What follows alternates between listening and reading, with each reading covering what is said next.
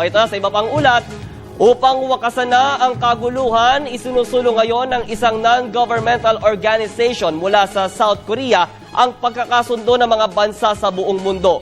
Ang detalye po niyan muli sa aking report.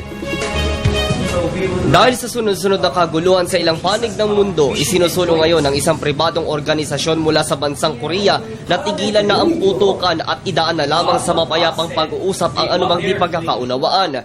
Ayon sa grupo, kanilang nililibot ang buong mundo upang papirmahin sa isang interfaith peace agreement ang mga lider upang wakasan na ang kaguluhan dahil na din sa aspeto ng relihiyon. Anila, kasalanan sa dakilang lumikha ang pakikipag-away sa kapwa. 그래서 이러한 전쟁을 Sobrang dami pong siege sa paglalaban at gera sa Pilipinas po. At ginagawa po namin ito para matatapos po ang lahat ng bagay po na ito. Sa kanilang pagdating sa Pilipinas, nakipagpulong sila sa mga kinatawan mula sa West Africa, Indonesia, Pilipinas at Korea upang talakayin ang mga naging sanhi at epekto ng gulo. Dito'y binigyan din nila na hindi lamang taong bayan ang pangunahing naaapektuhan, kundi pati na din ang ekonomiya. Wala kasing mamumuhunan kung panay kaguluhan. 종교인들에 의해서 분쟁이 일어나고 종교끼리 싸우고 이것은 하나님이 시키는 하나님의 뜻이 아닙니다.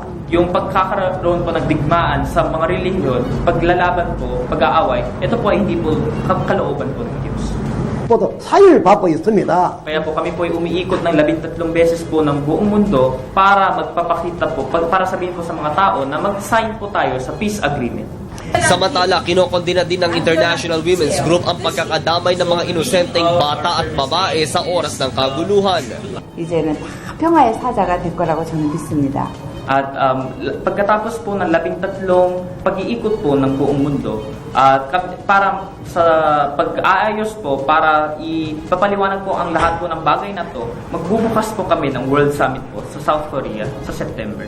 At maniwala po kami ang lahat po ng tao na pupunta po dito ay magkakaroon po na malalaman po nila at ma-experience po nila kung ano po talaga ang kapayapaan, kung paano po natin matutupad ang kapayapaan. Para makahikayat at sumang-ayon sa isinusulong na kapayapaan sa bansa, isang Walk for Peace ang gagawin sa Zamboanga City. Sa mga bansa na pinuntahan po namin, sa mga tao po, ay sila po, nung sinabi po namin ito, sila po ay sumang-ayon at sila po ay nag-sign po sa peace agreement.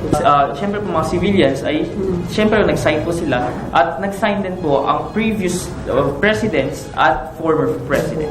At ang mga tao po na nag-sign po, sila po ay considered po nasa isang grupo po. Pinuri din naman nila ang ginagawang hakbang ng administrasyon upang makamtan ng kapayapaan sa Mindanao, lalo pat nalagdaan na ang Bangsamoro Peace Agreement at iniintay na lamang na tuluyan itong maisabatas sa Kongreso. Para sa Telebisyon ng Bayan, ako si Julius D. Samboron. 세 번째